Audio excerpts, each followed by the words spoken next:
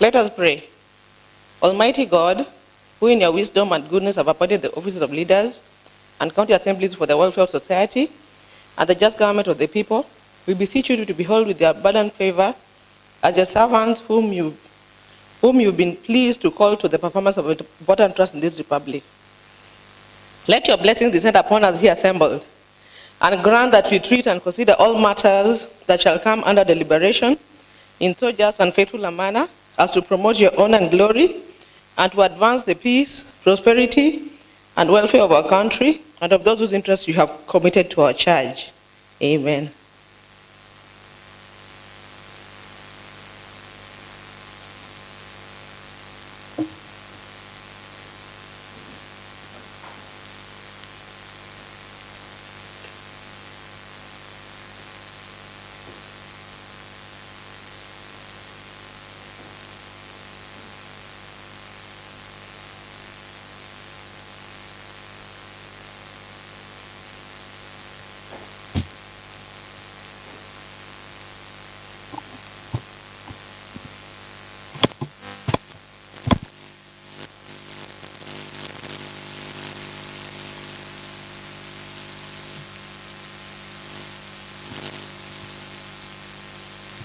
Honorable members, I'd like to order the quorum bell to be rung for the first 5 minutes.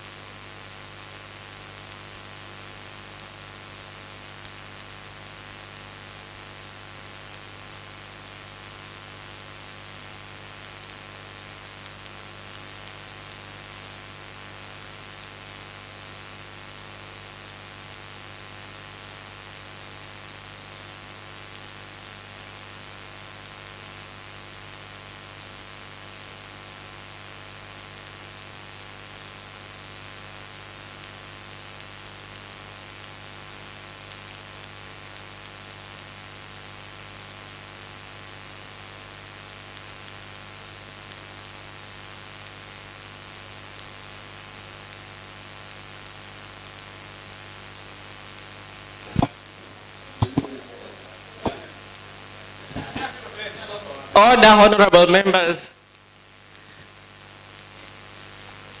I'm not able to spot the majority, but I can see Honorable Ratib Boyton sitting in. Can you please confirm if you have quorum in the House? Thank you, Madam Speaker. Madam Speaker, the House has attained quorum.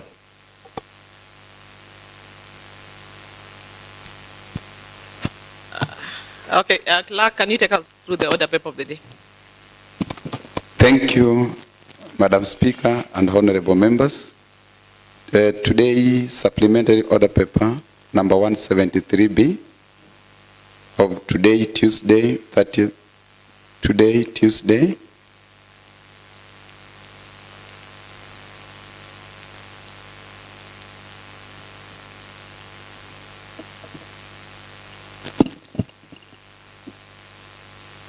you will bear with me, Madam.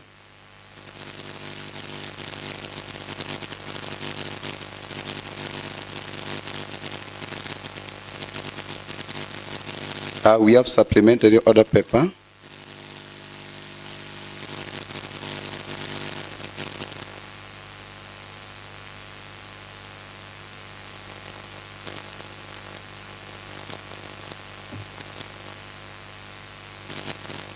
Order paper number 183B of Tuesday, 21st May 2024 at 2:30 p.m.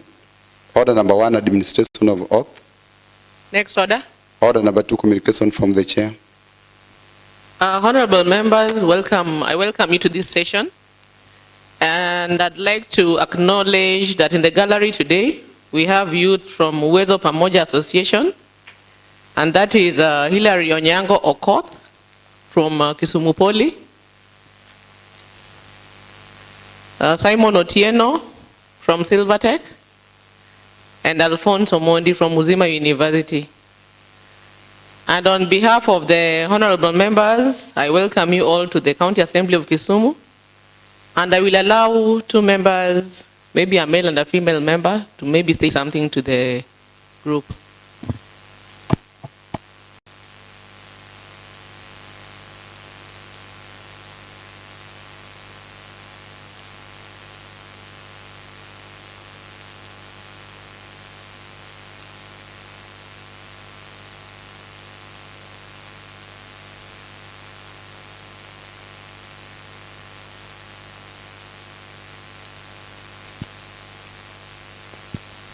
Honorable members, I think silence.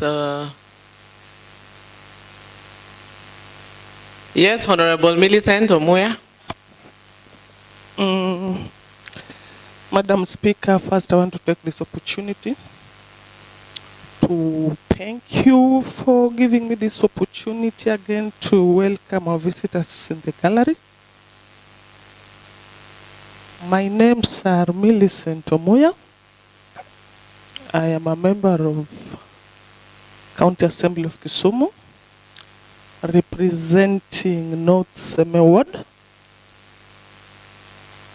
First, I want you to feel at home.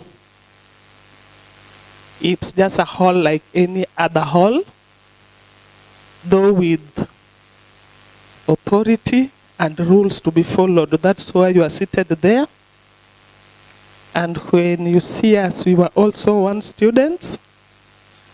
And now,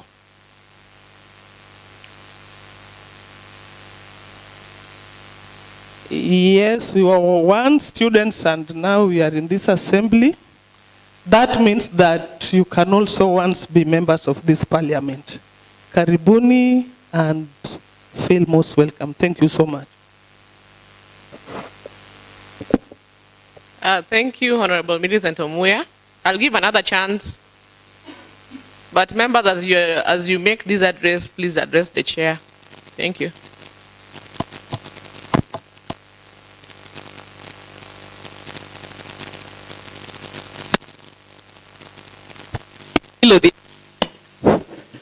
Thank you, Chair. I want to take this opportunity to welcome the group to this assembly. It is always a good thing when we have people at the gallery. It means, one, that they are very interested in what is happening in this country.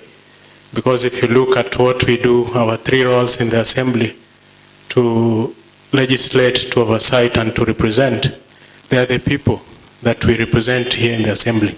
So if they take the initiative to at least visit the assembly, it means that they take the role that they gave us seriously and also want to know what really happens in the assembly. So we appreciate you being there.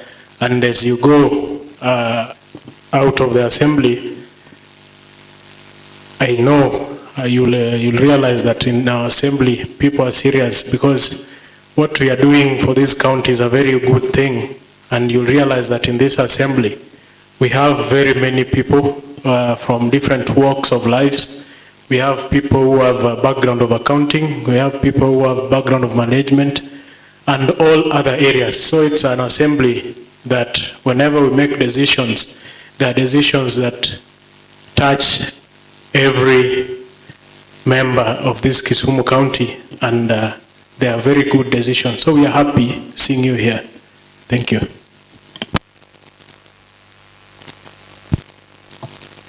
Thank you, Honorable Bill, for that short brief. Clerk, can you take us to the next order? Order number 3, messages. Next order. Order number 4, petitions.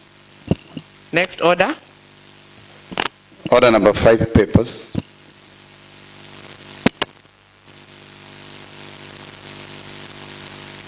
Yes, Honorable Peter Obaso. Thank you, Madam Chair. First one to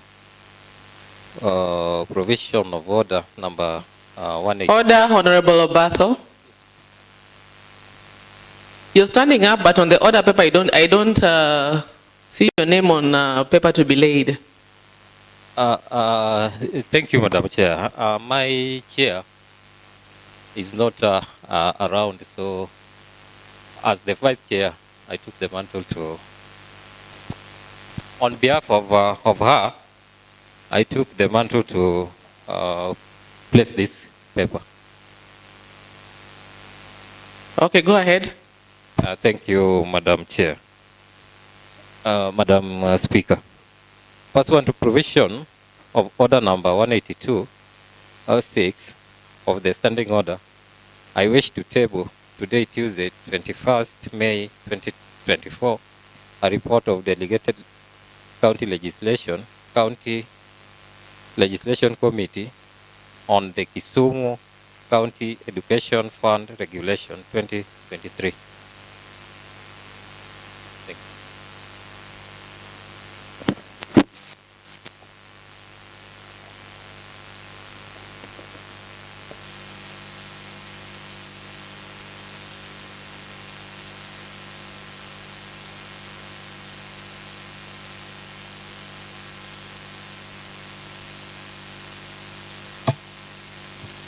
Honorable members, I wish to confirm receipt of the Kisumu County Education Fund Regulations 2023 from the Select Committee on Delegated County Legislation, and I would like to commit this to the House Business Committee for scheduling. Next.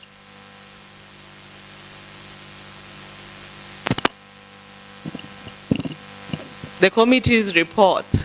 Sorry. This is a committee report on the Kisumu County Education Fund Regulations 2023.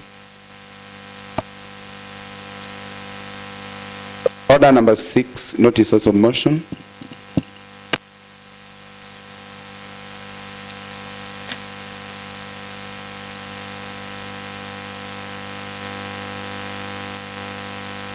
Yes, Honorable Peter Obaso. Thank you, Madam Speaker. On behalf of our chair, that pursuant to provision of order number 45(1) of the standing order, this House adopt a report delegated county legislation county committee on Kisumu County Education Fund Regulation 2023. Thank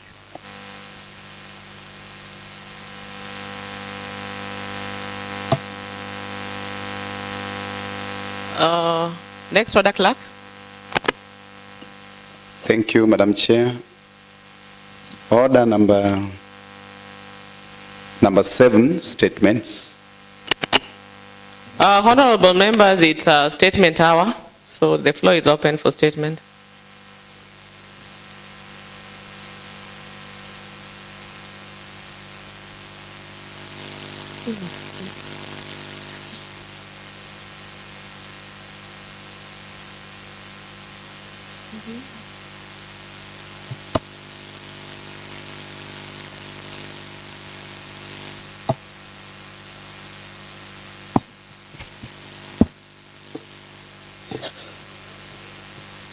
Thank you.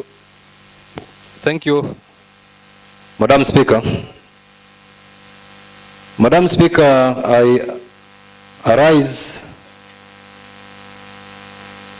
on behalf of Majority Leader and Madam Speaker, pursuant to orders number 42, 2C, which mandates Majority Leader in his capacity as the County Assembly Leader of Majority to present and lay on the table a statement informing the County Assembly of the business coming before the House. Madam Speaker, this is therefore to bring to the attention of members and the County Assembly that for the week commencing Wednesday 22nd May to Tuesday 28th May 2024, the Select Committee on Assembly House Business at its last meeting approved the following tentative business to appear in the order paper as follows. Wednesday 22nd May 2024 at 9 a.m. Papers to be laid. The chairperson of Pick-Pack Committee, Honorable Ken Ouko, will table reports on consideration of the Auditor General's report and financial statement of A. Moroni County Hospital for the year ended 30th June 2022. B. Chulaimbo County Level 4 Hospital for the year ended 30th June. And on the same day, notices of motion, the chairperson of Pick-Pack, Honorable Ken Ouko, will give notices of motion that this House adopt its reports on consideration of the Auditor General report and financial statement of A. Moroni County Hospital for the year ended 30th June 2022. B. Chulaimbo County Level 4 Hospital for the year ended 30th June 2022. On that day, commencement of business, the chairperson of Delegated Legislation Committee, Honorable Mariam Abeid, will move a motion for adoption of its report on the Kisumu County Education Fund Regulation 2023. On Wednesday, 22nd May 2024 at 2:30 p.m. Papers to be laid.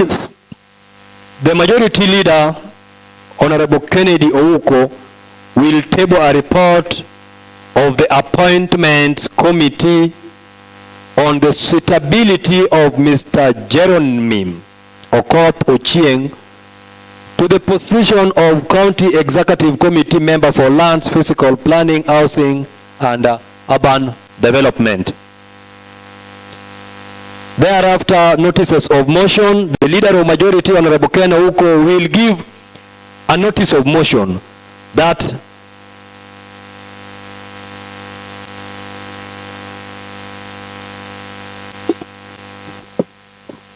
Thank you, Madam Speaker. Madam Speaker, the honorable member sitting in on behalf of Majority Leader seems not to be aware of the names of the majority leader, because he keeps on referring to Kennedy Ouko. I don't know whether the leadership structure has been changed. And if not, then I think the member is out of order and he should make correct references.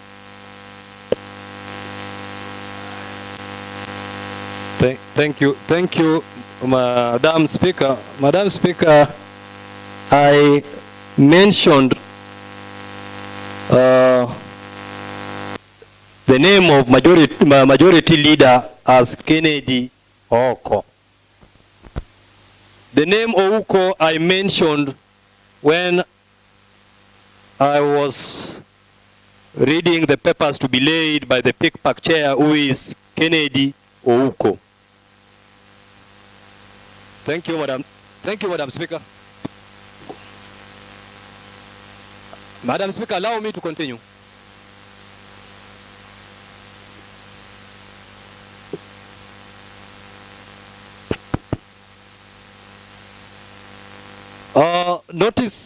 Notices of motion.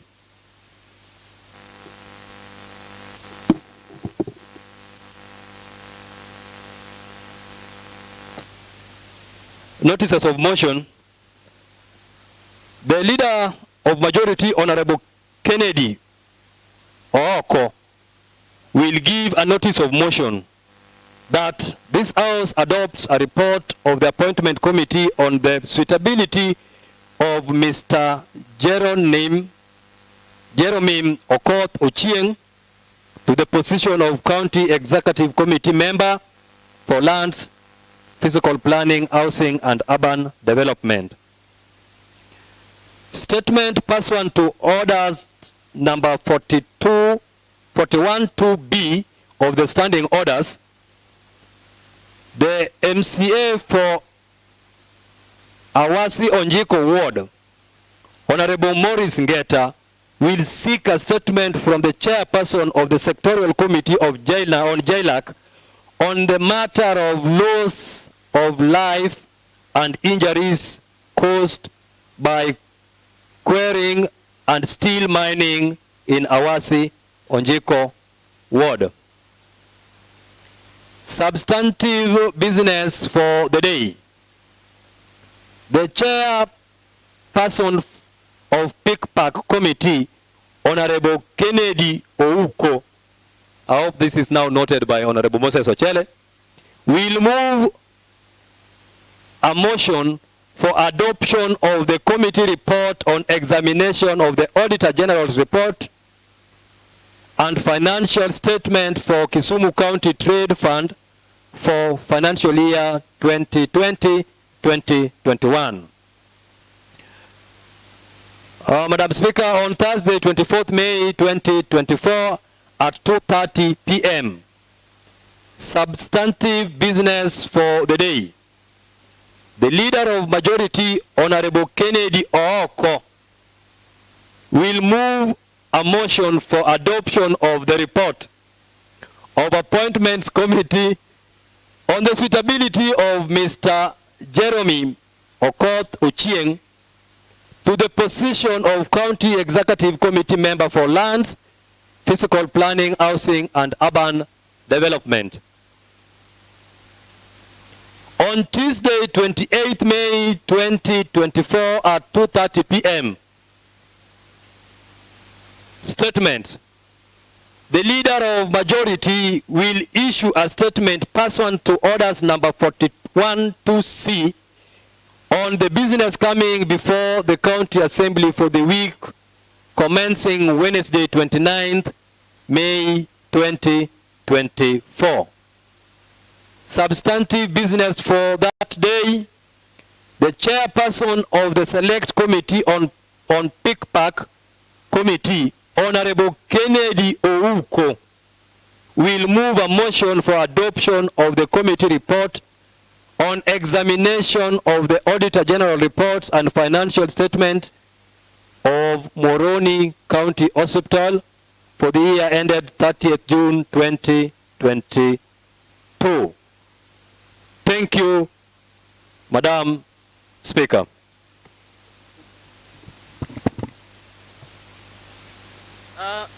Clerk, next order.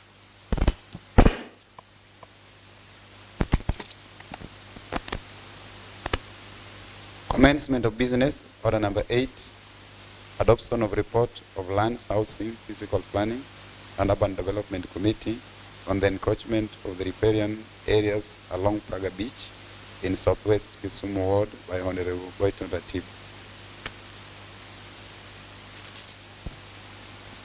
Yes, Honorable Ratib, Boyton Ratib.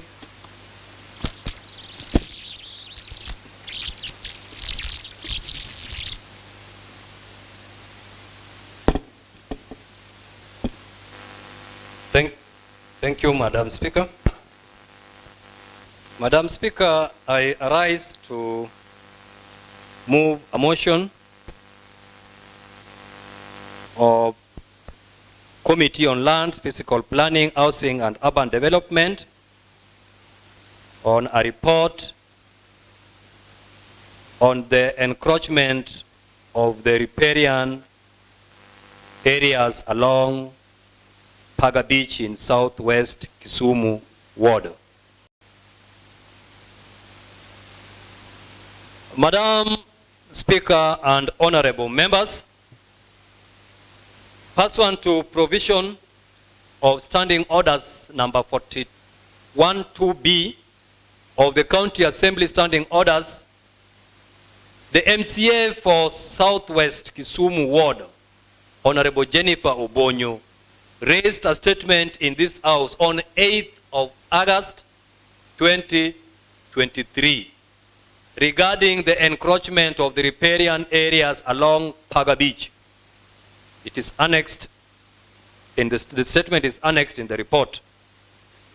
In accordance with Article 185 of the Constitution of Kenya 2010, Section 8 of the County Government Act 2012, read together with the County Assembly of Kisumu Standing Orders number 193, the Honorable Speaker instructed Sectorial Committee on Land, Physical Planning, Housing and Urban Development to make an inquiry, investigate and cause a report on the following in regard to the matter.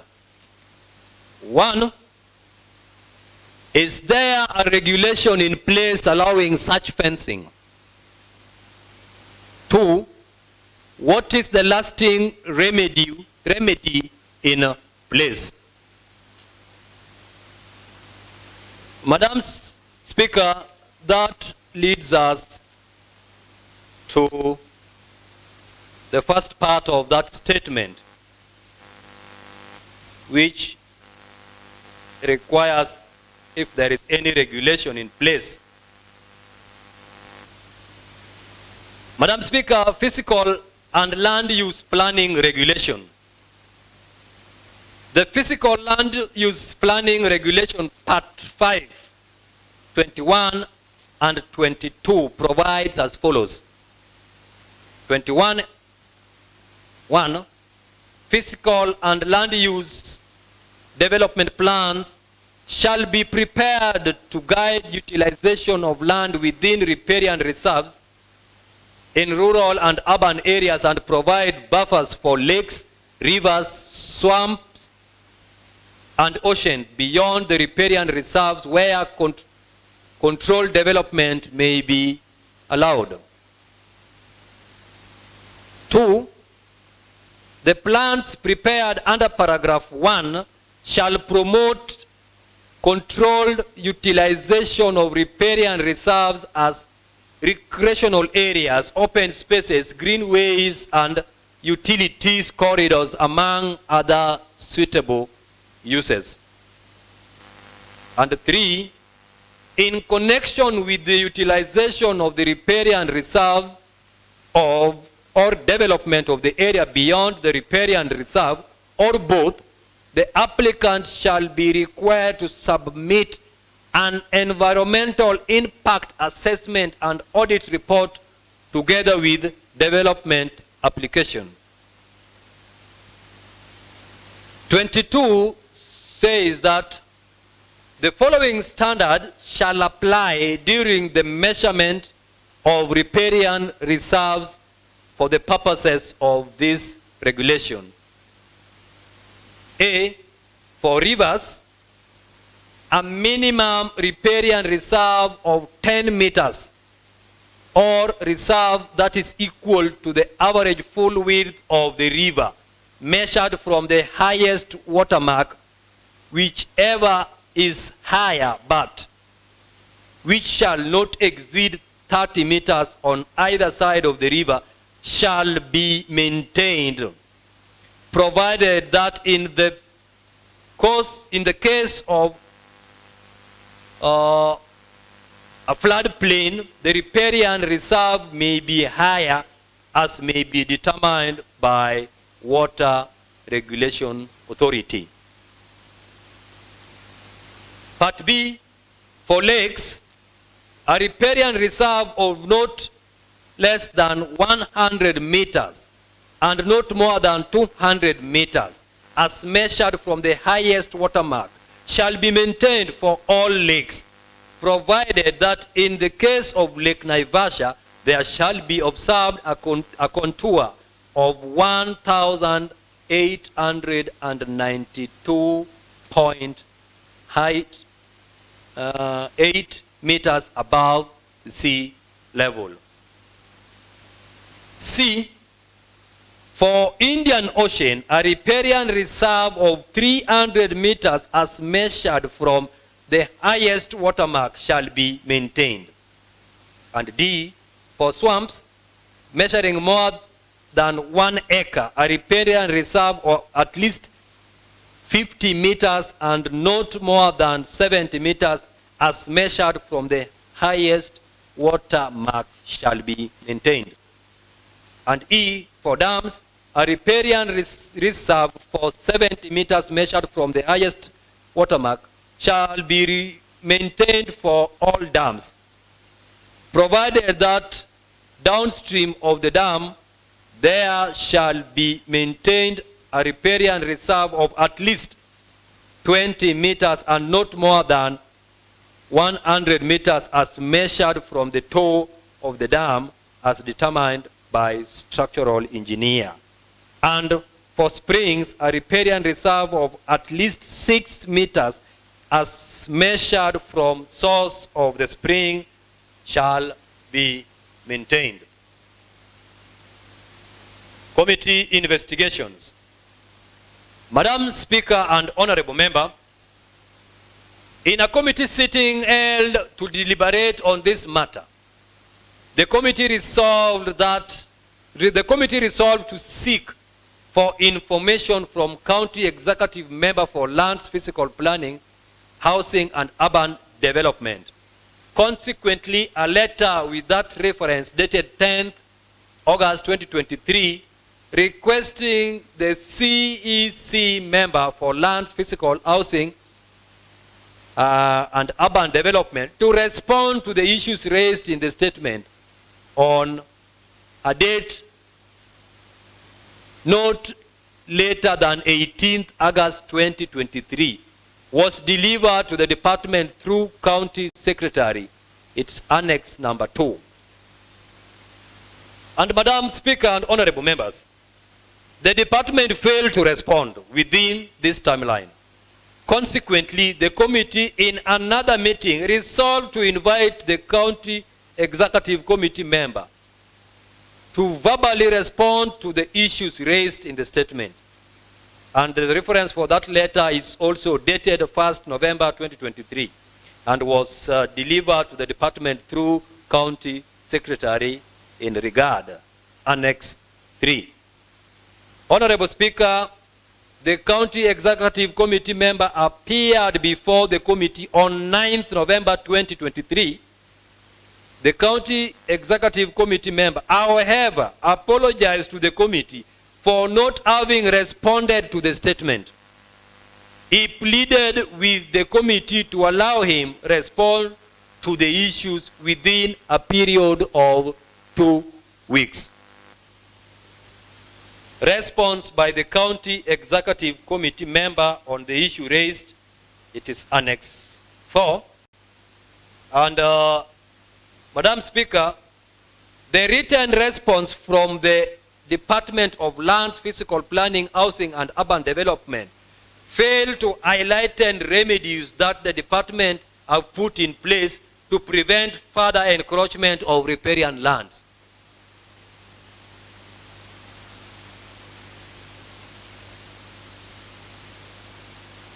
Madam Speaker, this is interesting and I hope members have heeded this. The response that was given by the CEC did not highlight remedies that the department have put in place to prevent further encroachment of the riparian land. This prompted the committee to do a site visit. And the site visit, Madam Speaker and honorable members, the committee carried out site visit at Paga Beach on 15th March 2024 and established the following. It is true that private developers have encroached the riparian areas along Paga Beach. However, in a meeting with Paga Beach Management Unit, the chairperson of the Beach Management Unit submitted to the committee that the Beach Management Unit, their boundaries had not been interfered with.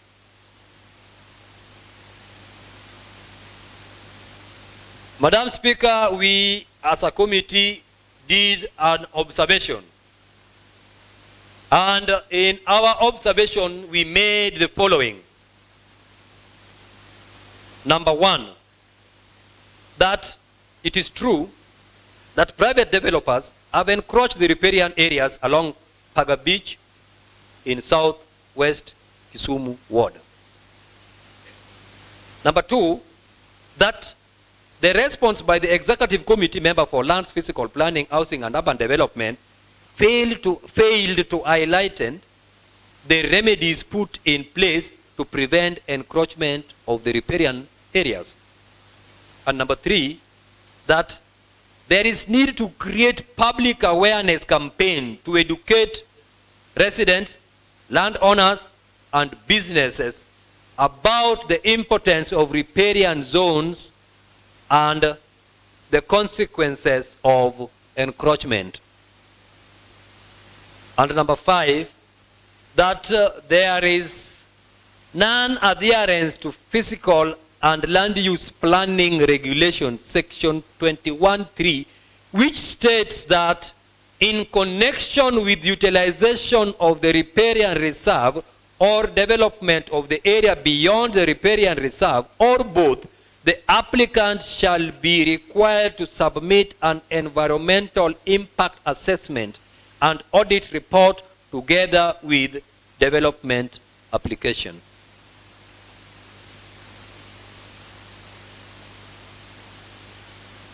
Madam Speaker and honorable members,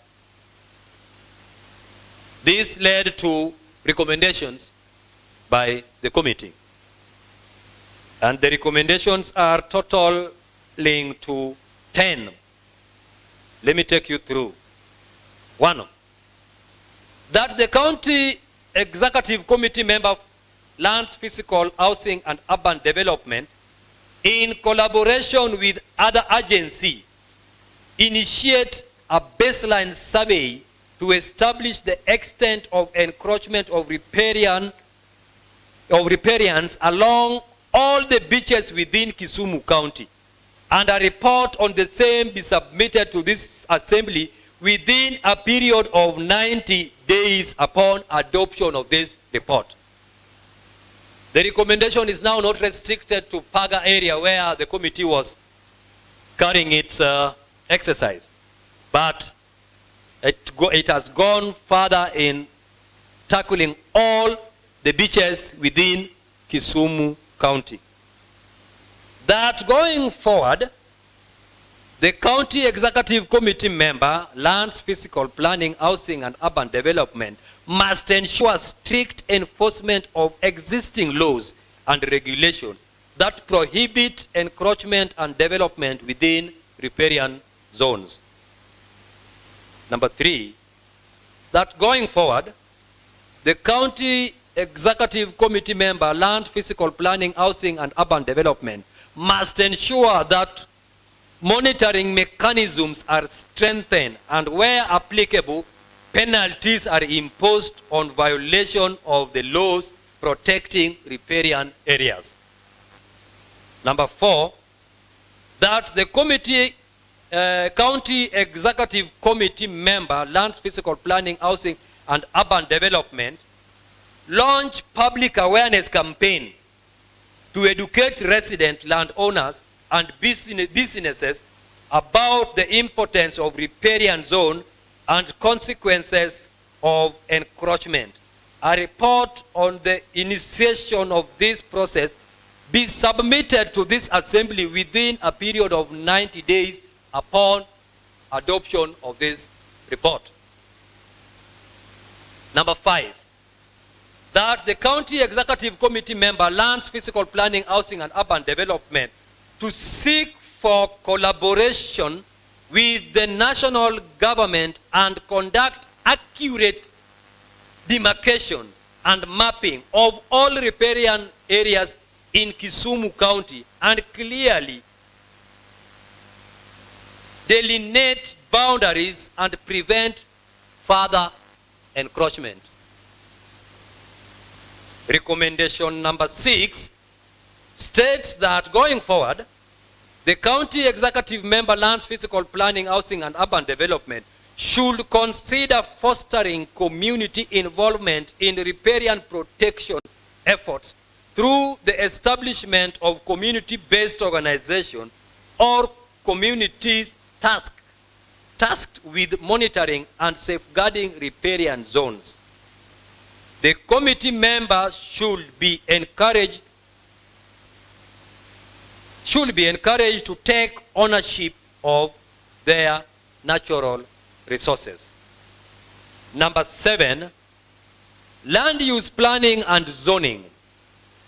That the county executive committee member, lands, physical planning, housing, and urban development must ensure that activities within the riparian areas align with the recent launch Kisumu County Local Land Use Development Plan that designate riparian areas and protected zones with specific land use restriction.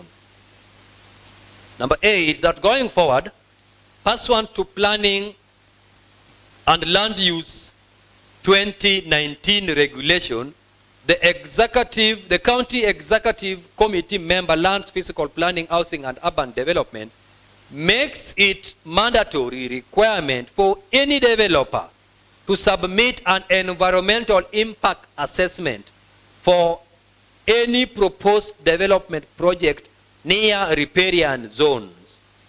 This will help assess potential environmental consequences and identify measures to mitigate negative impacts. Number 9, that the county executive committee member, lands, physical planning, housing, and urban development develop programs for restoration and rehabilitation of degraded riparian areas. This may involve replanting native vegetation, stabilizing riverbanks, and restoring natural habitats to ensure ecosystem resilience. And lastly, that the county executive committee member, lands, physical planning, housing, and urban development immediately establish a system for long-term monitoring and evaluation of riparian areas to track changes over time and assess the effectiveness of implementing measures. Madam Speaker and honorable members, in conclusion, I hereby request this House to adopt this report on the encroachment of the riparian lands along Paga Beach. May I now call upon Honorable Moses Ochele to second. Thank you, Madam Speaker. Yes, Honorable Moses Ochele.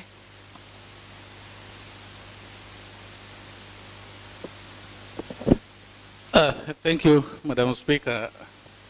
Madam Speaker, I've been given a very easy task, and it's a task different from others. And I believe my friend, Honorable Swaga, is very much at ease. He's not bothered. He has no ATPs to burn, because it is just a recommendation and approval, not expunging and withdrawing.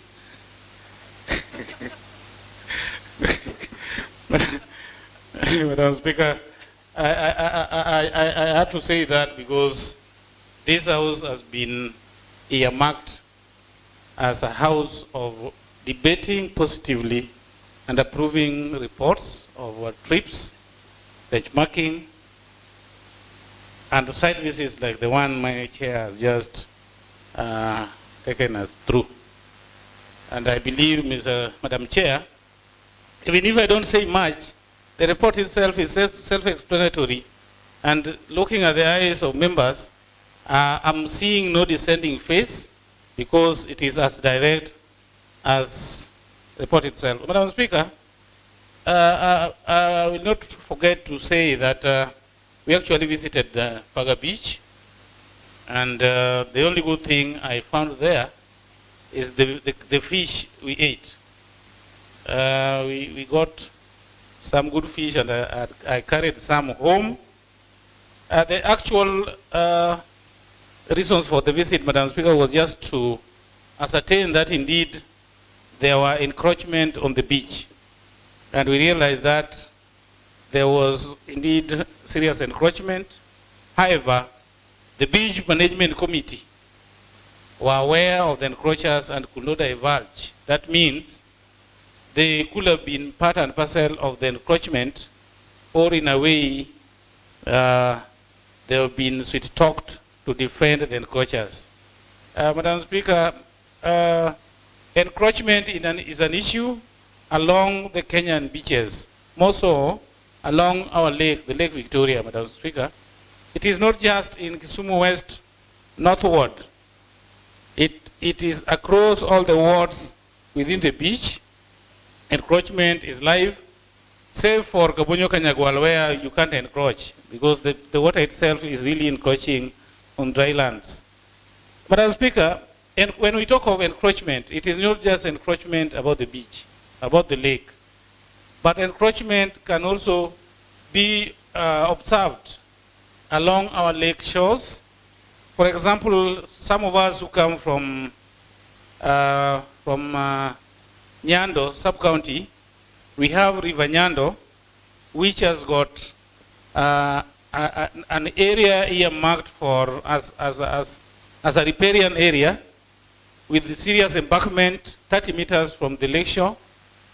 And today, Madam Speaker, this area has been encroached by farmers who plant sugarcane. So when the river water comes from the hills, it comes with debris, and this debris gets stuck by the sugarcane, and that's causing the water to bloom its depth and overflow the dike. That is a serious cause of flooding in Ahero ward, in East Kanawawidhi ward, in part of Umbei ward, because our people have taken the law into their own hands and encroaching that which is to be preserved as a riparian area. Now, Speaker, this report should not just be sent to the CCM in charge of physical planning, urban development, and lands, but it should not also be sent to the CCM in charge of water and environment.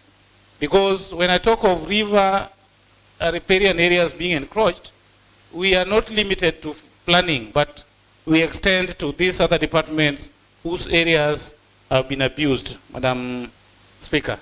Madam Speaker, finally, Madam Speaker, certain statements are brought to inform the public on the performance of the executive. Like encroachment. Encroachment is a task which should be undertaken by the executive, not just the assembly. But it is like they slept too much that people have taken advantage of that slumber and decided now to construct and develop the lands towards the lake. And therefore, this should be a wake-up call that every CCM and their teams should be awake all the time, alert, and ensure that that which is to be preserved is preserved for the goodness and betterment of the citizenry of Kisumu County. Thank you, Madam Speaker. I second.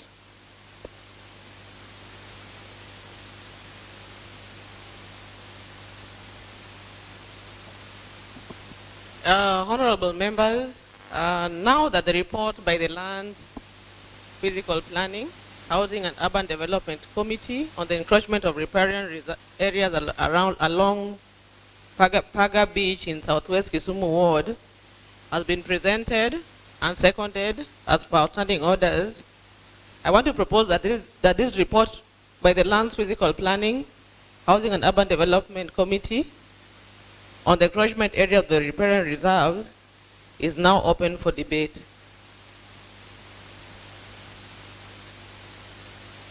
Yes, Honorable Ruben Rakwach. Thank you, Madam Speaker. Madam Speaker, I rise to support this motion by Lands Committee. The reason why I'm supporting it is this recommendation number 7 that talks about the land use planning and zoning. Madam Speaker, I think there is laxity by some of the county government officers in the Department of Lands, because zoning has been done, and we know that riparian lands are protected zones. And then before any developer does a project within the county, it is the Department of Lands that issues the approval. So first, the Lands Department should investigate so that they know all those developers that have encroached the riparian lands, they should know who issued them with approvals, contrary to the land use planning and zoning that had been done. At the same time, Honorable Speaker, there are some regulations that also needs to be relooked at. Like when the chairman for lands was reading the report, we realized that there is a regulation that for rivers, it is either 10 meters or the width of the river, whichever is bigger. That one forms from the highest point of the river, that one forms the riparian zone, which is protected. But we realize that sometimes the river may also encroach. Erosions do happen on the river banks. So you will realize with the time, even if we go by such rules, then you will realize that even private lands may also be encroached. So even as we condemn this practice of encroaching the riparian land, let us also protect our shorelines. Let us protect the banks of our rivers so that we also don't have a situation whereby the rivers and the lakes encroaching on the public lands. Like when you go to Manyata Nyalenda B now, you will realize that the lake has also encroached on the private lands, and people are now moving away from their land. So let us also protect the private land. Otherwise, I support the report. I thank you, Honorable Speaker. Yes, Honorable Joachim Mukech. Thank you very much, Madam Speaker. Madam Speaker, I don't know why you've taken some 5 seconds to mention my name. I know you wanted to call me Swagger. Actually, I couldn't see you well. I thought you were Honorable Peter Basso. Oh yeah, we are all tall, dark, and handsome men, so I don't blame you if you confuse me with my brother. He's actually my friend also. So, Madam Speaker, I also rise to support the report by our Honorable Chair. And I think this report is timely, Madam Speaker. Madam Speaker, there was a time Nairobi County, and I think that is in the previous government, and also Kiambu came out very strongly regarding this riparian land, and there were a lot of demolitions. So back then we had hoped that Kisumu County would also rope in and also demolish those who had built along the riparian land. Of course, as a county, we did come up with a law which was to protect these riparian lands, but no action had been taken up to date. So I also want to thank the honorable member who raised the issue, because just from the report, Madam Speaker, you are able to see the importance of this section of land, because it is a buffer zone, and actually it plays a very important role in our ecosystem. So, Madam Speaker, there's a lot of laxity in our county, and this does not only apply to Paga Beach. We have a lot of riparian lands, and we even have floods and backflows that have been occasioned to people who have encroached these areas.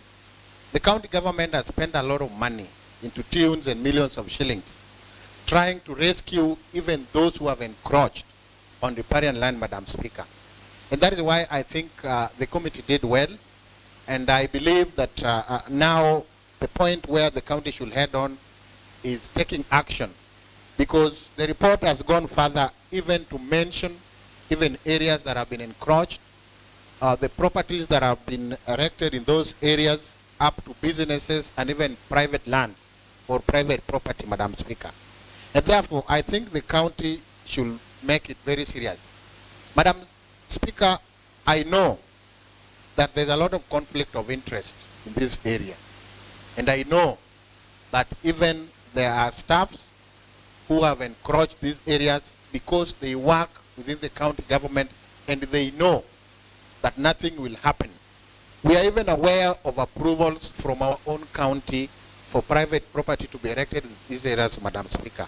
And therefore, I think this is not a report that should just end with Paga Beach, but it should be a wider net so that even areas of Nyalenda, both A and B, be included so that we know areas where they have encroached and the county government to take serious action. We know that our governor, even in the first term, had planned to make Kisumu face the lake.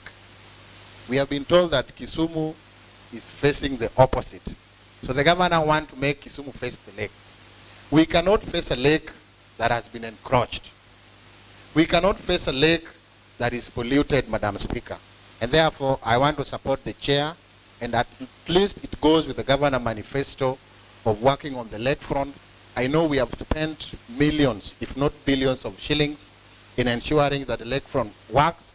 I know there is a lot of donor funding, even the KUSP2 that is coming. There are a lot of money that has been planned, that has been planned to be used on our lakefront. Let us not spend money where we know there are serious encroachments. Let us not spend money where we know there are areas of pollution. And therefore, I want to thank the chair and the committee for the good work, and I stand to support. Thank you very much.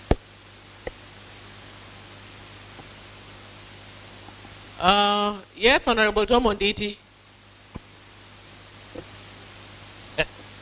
Thank you, Madam Speaker. Madam Speaker, you came late, Mheshimiwa. Thank you very much, Madam Speaker. Madam Speaker, I also rise to support the report as has been read by the chair. As it has been said here, Madam Speaker, this report is not only direct as it has been read, but it's so important because it has come at the right time, Madam Speaker. Madam Speaker, as I want to thank the committee, allow me also to thank the member who raised this statement. Some statements, Madam Speaker, informs the problems that happens beyond the areas that were requested in the statements by the member. For instance, this report, Madam Speaker,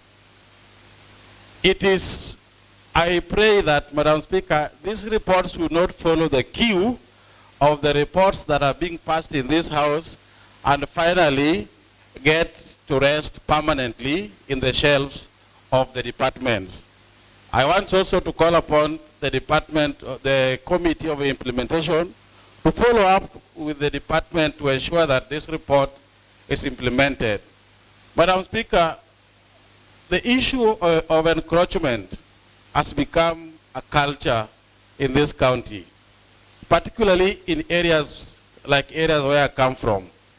A lot of problems that we go through as a result of floods, Madam Speaker, happen because the areas that were reserved as riparian areas have been adversely encroached and have been turned into farms and if not homes.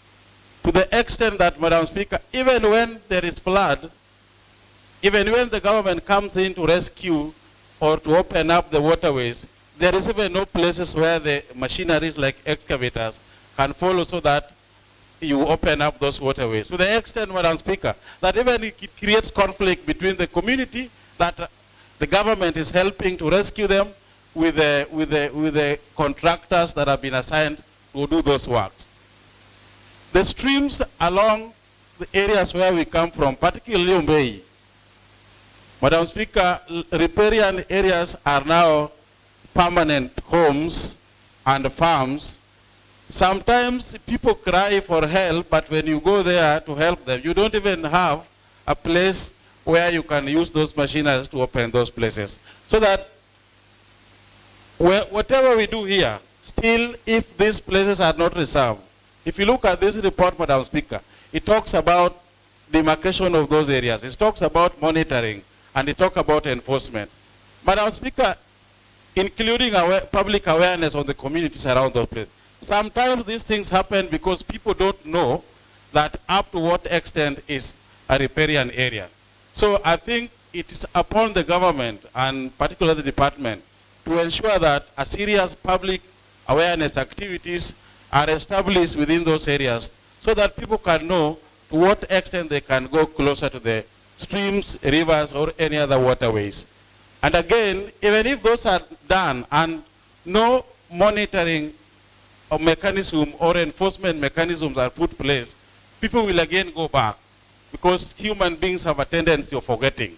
So even if you do it now and there is no mechanism or monitoring those things and enforcing the laws, people again will go back to those. So, Madam Speaker, it is my prayer that this report gets the necessary attention it deserves so that we get people off the riparian areas, particularly those ones that are closer to serious waterways like River Nyando and other streams that our people live around. Otherwise, Madam Speaker, with those few remarks, I stand to support the report. Thank you. Yes, Honorable Bill. Thank you, Madam Speaker. I want to... Madam Speaker, seniority. Madam Speaker, there's a member who is misbehaving. Honorable member, order.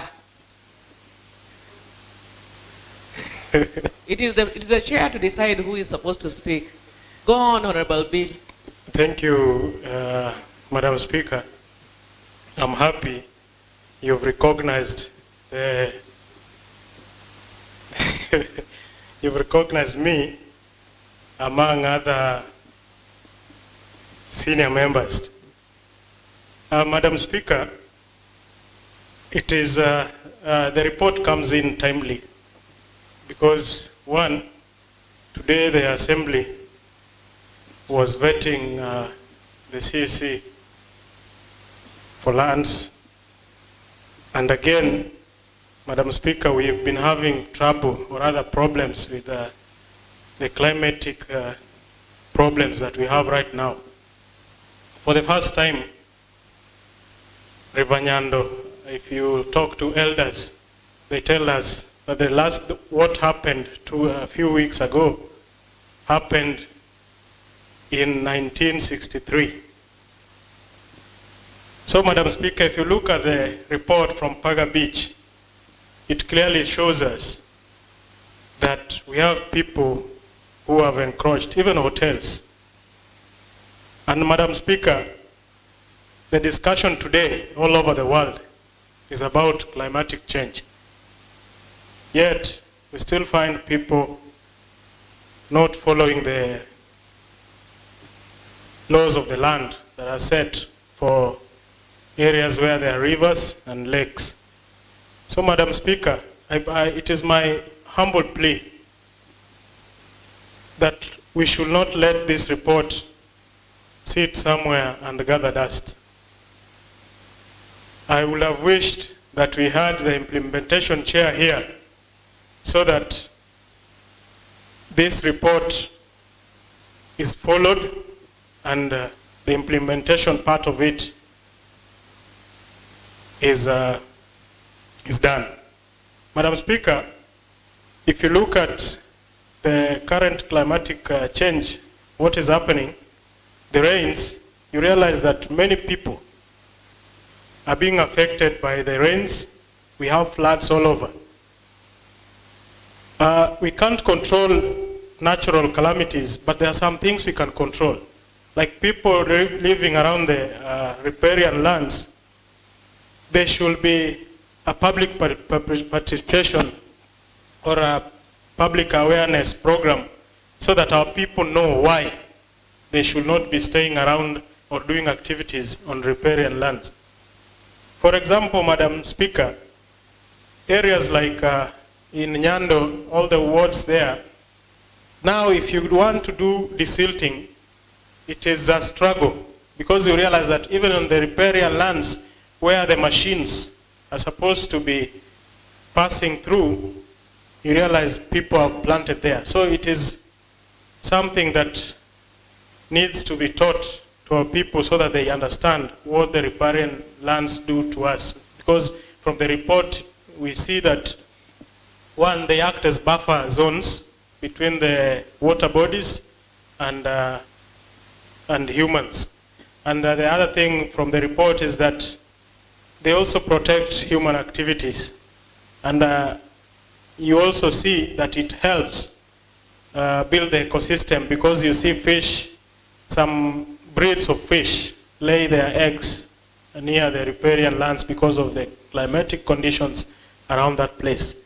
So we should, as members and people of Kisumu County, not take this lightly, because the moment we start interfering even with the fish, it means that the main activity of people of Kisumu is going to be interfered with. So I support this report, and I believe it is not going to sit on a corner to gather dust. It is my hope that it gets implemented. Thank you. Yes, I'll go with the agenda, and I'll give it to Honorable Mildred Ajumbo. Thank you, Madam Speaker. Madam Speaker, I've been standing for the last 20 minutes, and I don't know whether I'm short. That's why you've not been seeing me, Madam Speaker. I want to add my voice to the report by the Lands Committee on the encroachment of the lakefront. On the encroachment of the land around the lake, the riparian land. Madam Speaker, I want to support the committee and say that we support this report. It is high time, Madam Speaker, going by the recent climatic conditions and the flooding and everything that we're going through as actually it's global, it's not just in Kisumu County. But we saw what has happened to the encroachment of the riparian land, an example of Nairobi County, and quite a number of families have been displaced because now people are freely building along the riparian land. Yet we have existing laws and regulations that can prohibit encroachment, Madam Speaker. Madam Speaker, I want to agree with the committee recommendations on what the government can do, the county government, by enforcing certain laws that can help prohibit people from encroaching the riparian land. Madam Speaker, when you look at the economic activities along the lake, even recently you can realize that even our fish has gone down. We used to harvest a lot of fish from the lake, even from other rivers. I don't know why Honorable Nditi is looking at me when I've just mentioned fish. But I want to believe that because of encroachment on the riparian land, it has even affected the ecosystem along the lakes and rivers. Madam Speaker, I do not want to keep repeating what others have said, but it is high time that we support the recommendations of the committee that I will not repeat, so that the implementation committee can move forward to ensure that these recommendations are implemented. Thank you, Madam Speaker. Yes, Honorable Komuda.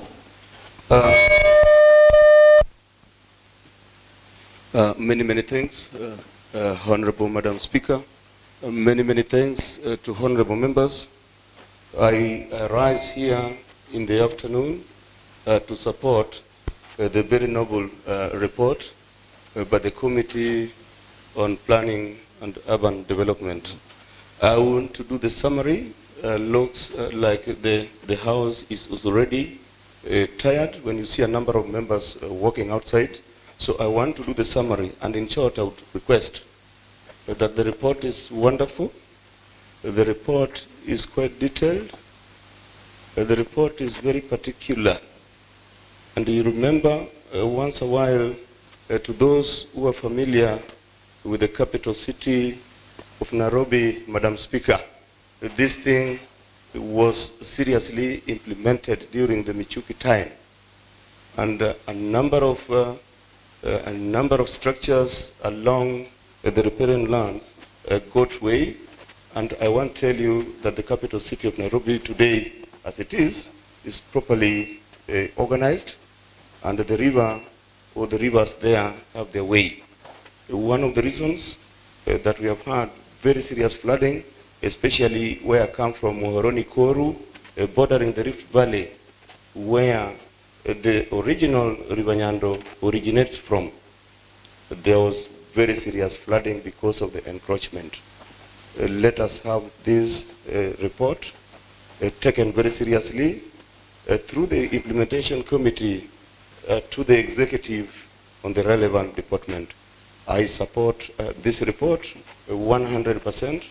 Again, it may be 101%. Many thanks, Honorable Madam Speaker, and many thanks to the honorable members. Thank you. I'll give the chance to Honorable Millicent Omuya. Yeah, thank you, Madam Speaker. First, I want to take this opportunity to congratulate the committee for the good work. And I'm standing to add my voice in supporting the work of the report. Funnily, Mheshimiwa Komudo was talking of Nairobi being organized, unless it is a Nairobi which is not part of this Kenya, because I know how Nairobi is. Nairobi has never been organized. Maybe if you talk of Kisumu. I want to say this from the report. My biggest problem lies in mining. I personally, my ward does not lie along a lake.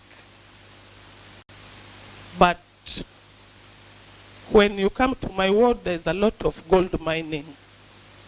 And if you've never known, there is gold in North Seme and a lot of it. We have a lot of gold. So my biggest problem is mining. And mining is consuming my rivers.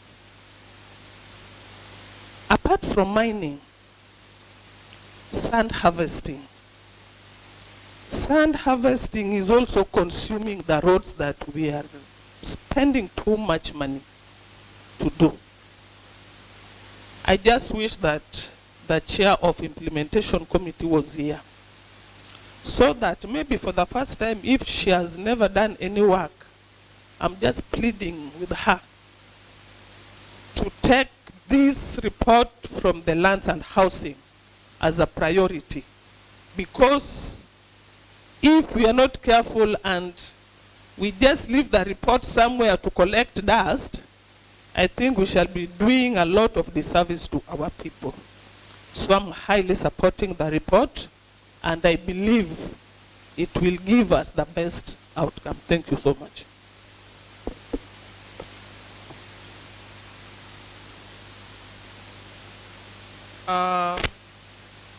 Yes, Honorable James Omod.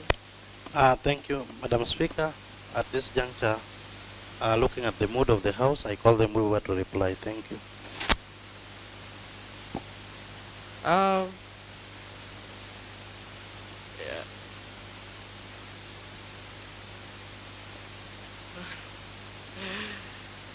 Yes, Honorable Dede.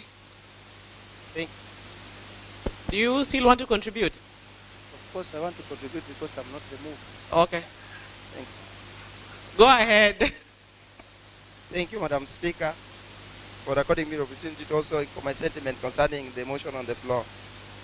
Indeed, the riparian lands along the Paga Beach have been interfered with. Even though the committee traveled to southwest ward to tell us over the riparian land, they didn't specify, because they traveled to the site, being that the riparian land between the lake and the region should be about not less than 100 meters and not more than 200 meters. They are not specifically over the encroachment of the area, being that there was an encroachment, but we don't know of what level. Perhaps there was no encroachment, but they would have specified that the encroachment was to up to such and such a level on the ground. Concerning the observation they made at the ground, we found that during their visit, they all visited in the region. The region they visited, they found that the encroachment was there, but to the depth, what depth was the encroachment? And to the recommendations the committee has made, it's good to see that the recommendation the committee gave us serves well, that well followed, things shall be in order. Otherwise, thank you.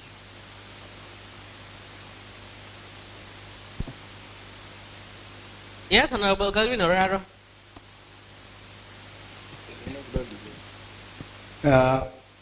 Madam Speaker, I wanted to support the report and the team, the committee members per secretariat that contributed a lot coming up with this report. The motion that we're discussing today might be like any other motion and any other report, but I wish we see this as a future for Kisumu County and a future for Kisumu City. One of the things that make us unique is that our land is adjacent to the lake, and in fact the second largest lake, I think, in the world. And for that main reason, we can go on record that we have not used our lake well. And the riparian has been left to private developers to an extent that the county government, as a government, do not have a say on the same land. There are even other proposals that a tarmac road should be coming all the way from Busia, passing almost close to the riparian land, up to Muru Bay, so that they tend to expand that area and we use the lake well.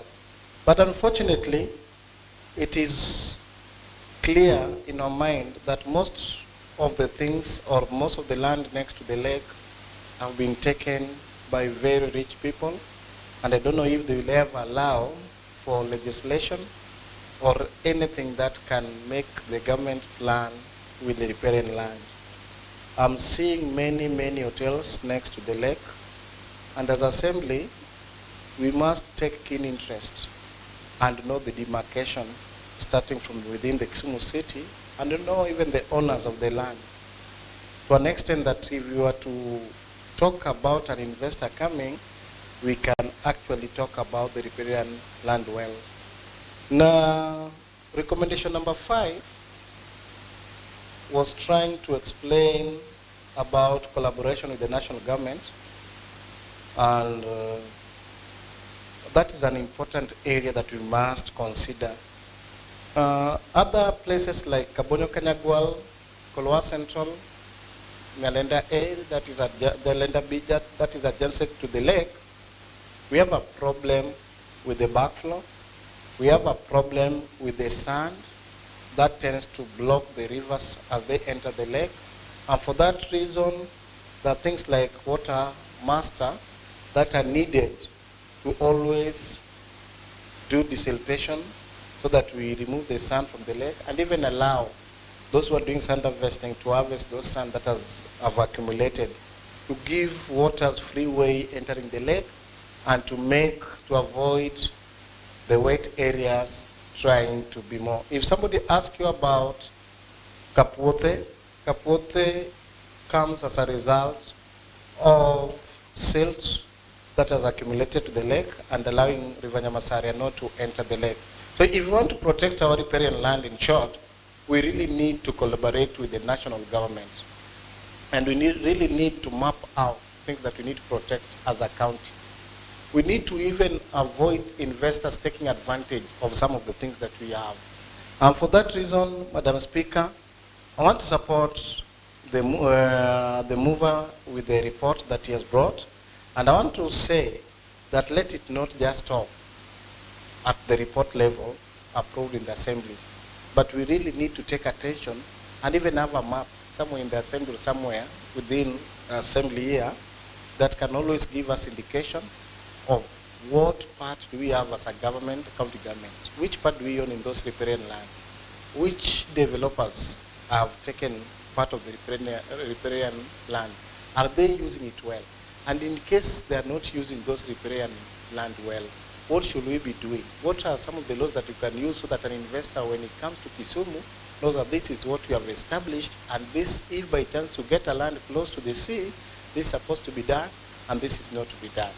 If that is done well, I'm telling you that investors will come knowing how to get land and also take advantage of that. For that reason and the many words I've used, I want to say that the motion has come on time, and approving it should just be the first step, and we need to cooperate and see that we build our county as we protect our riparian land.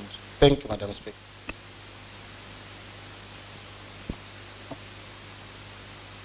At this point, yes, Honorable Basso. Yes, Madam Speaker. Madam Speaker, to avoid so much repetition, I would like to call them over to reply. Thank you.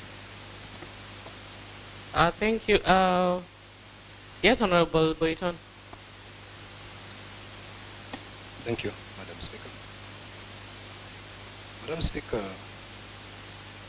I have gone through the standing orders of this Honorable House, and I have never seen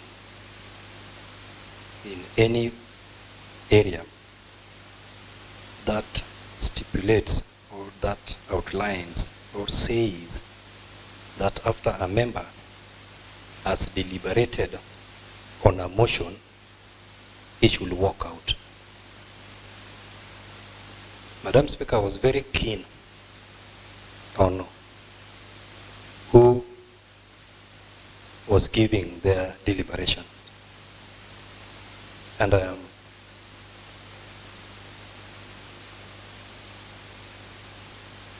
sorry to say that more than 10 people or 10 honorable members who have deliberated on this motion, only 3 are remaining in this honorable house. So when I reply, I wanted to touch on each and every individual who gave his or her contribution. But unfortunately, they are not here. Most of them stood just to deliberate or talk because they have been given time to talk. But Madam Speaker, if you look at the recommendations that are given here, before I read them, I said there are 10 in numbers. This forms the basic of this report. And if followed to the latter, Madam Speaker, I believe that all our riparian land as Kisumu County will be highly protected. I want to thank Honorable Member who brought this statement. And while the committee was doing its work, the recommendation that we gave is not only restricted to the said beach, but it's highlighting and taking care of all the beaches that we have in Kisumu County. Madam Speaker, just to mention but a few, one of the recommendations that have been mentioned here and has been alluded by one honorable member is laxity. Laxity comes in because the approvals for building structures along these beaches are done by the county government. If the county government is serious enough, they should stop this approval of these structures. Honorable Ruben Rakwach mentioned the sizes of the river that sometimes expand because of erosion.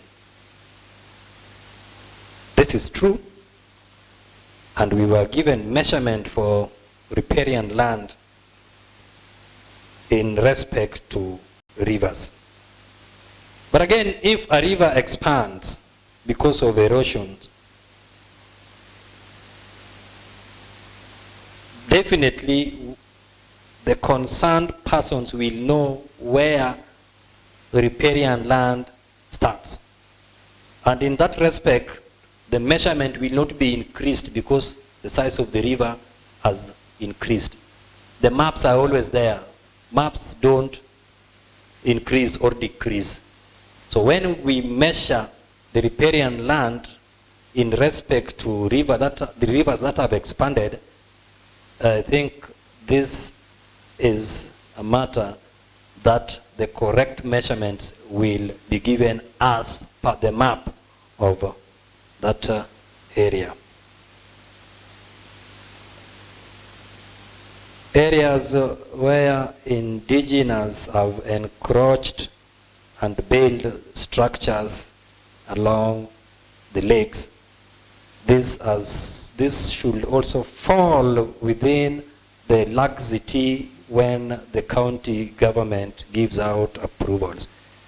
And I'm happy one of our honorable member mentioned that some officials of the county government collude with officials for approval of their plans. This should be a thing of the past, and I believe it will be taken care of. We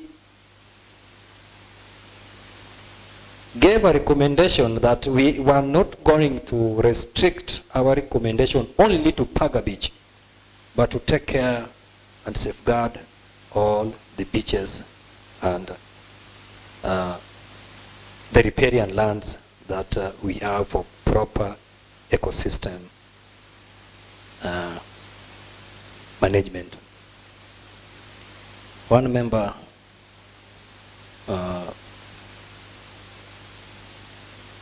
digressed from the motion and brought about mining and sand harvesting.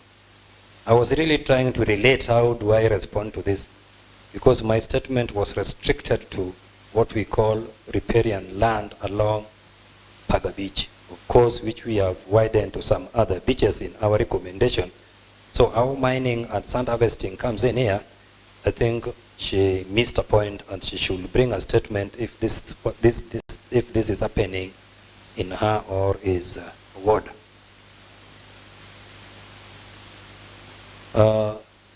Honorable Dede wanted to know how we measure encroachment area. I think when I was reading this report, those are the first things that I mentioned. They're very clear. For rivers, for lakes, for oceans, of course, which we don't have, and some other waterways. So, Honorable Dede, next time, pay attention when a motion is being moved in the floor of this Honorable House. Honorable Kelvin Oraro, recommendation number 5 that you highlighted was very, very clear. And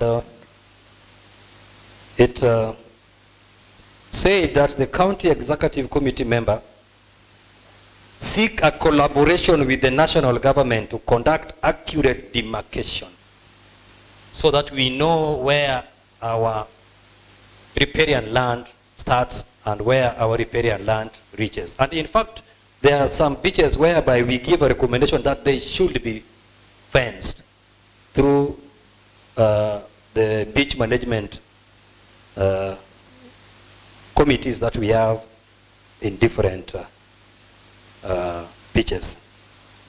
And on the same, Honorable Kelvin Oraro, I think the issue that you are mentioning about the map and the knowledge about our riparian land, in this respect, the department has already established what we call a GIS lab, Prosperity Building, 9th floor.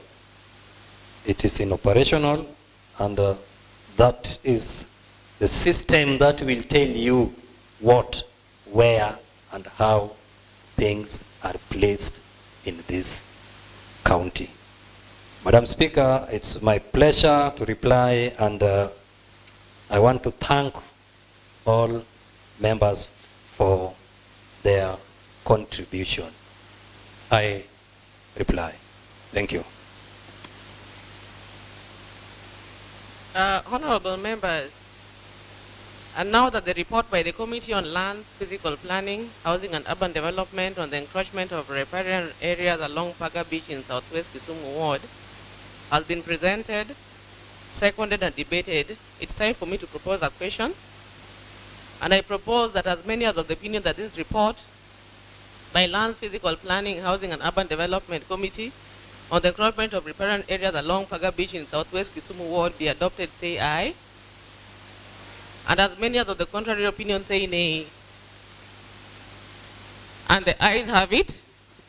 And the report by the Lands, Physical Planning, Housing and Urban Development Committee report on the encroachment of riparian areas along Paga Beach in Southwest Kisumu Ward has been adopted today, Tuesday the 21st of May, 2024, at 16:13 hours, and I direct that the report, together with the answered report, be submitted to the relevant department for purposes of implementation, and the Committee on Implementation to follow up on this after 90 days. Next, Order Clerk. Thank you, Honorable Speaker. There is no other business for transaction. Honorable members, there being no any other business for consideration, this House stands adjourned until tomorrow, Thursday, the 22nd of May, 2024, at 9 a.m.